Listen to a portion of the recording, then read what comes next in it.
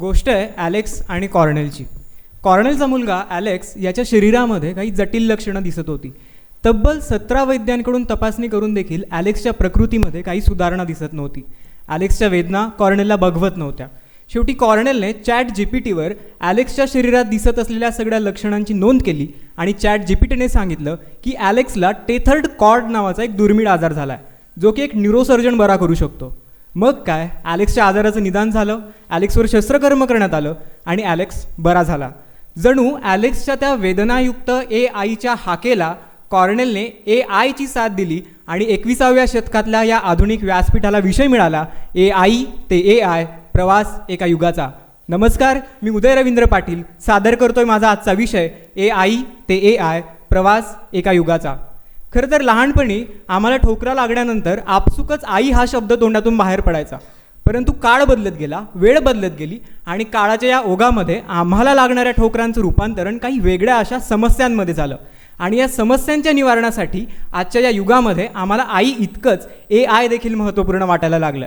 काळाचा हा बदल थोडक्यात सांगायचा झाला तर पूर्वीच्या काही दशकांमध्ये आमची आई मुलांना बालसंस्कार वर्ग, व्यक्तिमत्व विकास शिबिरांना पाठवत होती. परंतु आत्ताच्या या युगामध्ये अवघ्या 5 ते 7 वर्षांची मुलं व्हाईट हॅट ज्युनियर या माध्यमातून कोडिंग आणि प्रोग्रामिंगचे धडे गिरवत आहेत, जे की कृत्रिम बुद्धिमत्तेचाच पाया आहे. म्हणून मला कधी कधी असंही वाटतं की काळाचा हा बदल श्यामच्या आईपासून श्यामच्या AIवर येऊन पोचला आहे. आई ते AI या प्रवासाची सुरुवात ॲलन ट्युरिंगच्या ट्युरिंग चाचणीपासून झाली. ती चाचणी यशस्वी झाली आणि तिथून सुरू झालेला कृत्रिम बुद्धिमत्तेचा प्रवास आज artificial narrow intelligence, artificial general intelligence, artificial super इंटेलिजन्सवर येऊन पोहोचला आहे. आम्हाला ज्ञात असलेलं गुगलचं असिस्टंट, अमेझॉनचं ॲलेक्सा, IBMचं वॅटसन, ॲपलची सिरी, टेस्लाची स्वयंचलित वाहनं, ही सगळी कृत्रिम बुद्धिमत्तेची अर्थात आर्टिफिशियल नॅरो इंटेलिजन्सची काही उदाहरणं आहेत.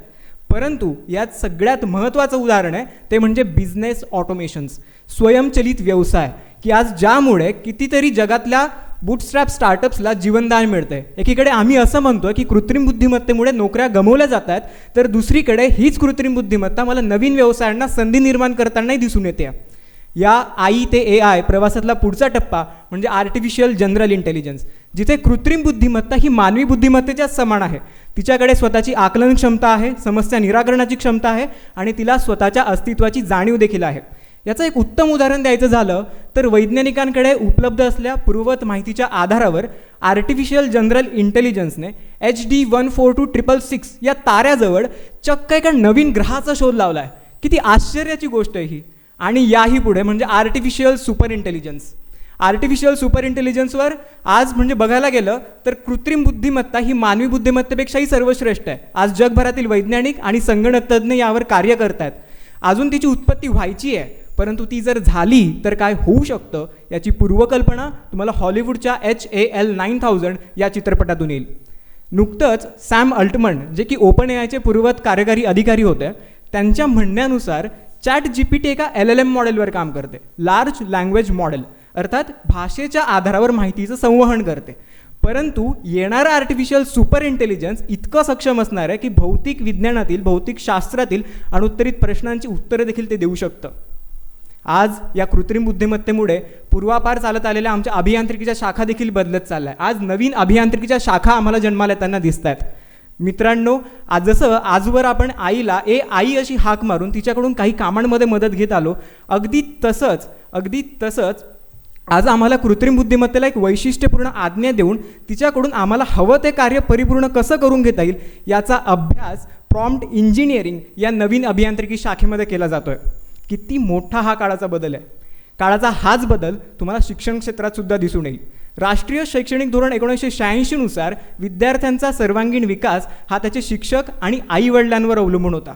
परंतु आत्ताच्या या युगातील राष्ट्रीय शैक्षणिक धोरण 2020 नुसार विद्यार्थ्यांच्या विकासामध्ये त्याच्या शिक्षक आणि पालकांसोबतच कृत्रिम बुद्धिमत्तेचा देखील समावेश करण्यात आला आहे. मला वाटतं की 1986 ते 2020 हा काळ या युगप्रवासाची स्पष्टता दर्शवतो. श्री डॉक्टर रघुनाथ माशेलकर आणि रवी पंडित यांच्या त्या पुस्तकाच्या शीर्षकाप्रमाणे the leap frogging to pole vaulting, अर्थात बेडूक उडी ते माकड उडी, असाच हा आर्टिफिशियल इंटेलिजन्सचा अर्थात AI ते AIचा प्रवास आहे. परंतु या तंत्रज्ञानाच्या युगात या सगळ्या उड्या घेत असताना डीप फेक सारख्या काही समस्या देखील निर्माण होतात. आज भारताचं सरकार देखील यावर एक नियामक संस्था स्थापन करण्याचा विचार करत आहे. परंतु मला असं वाटतं की आजच्या आधुनिक युगातील आमच्या आईने मुलांना संस्कार आणि नीतिमूल्यांना एका तंत्रज्ञानाच्या चौकटीमध्ये बसवून त्यांना घडवावं, जेणेकरून AI ते AIचा हा पुढील प्रवास अजून सुखकर होईल. एवढाच काय तो माफक आशावाद बाळगतो आणि थांबतो. शुभ युगप्रवास. धन्यवाद.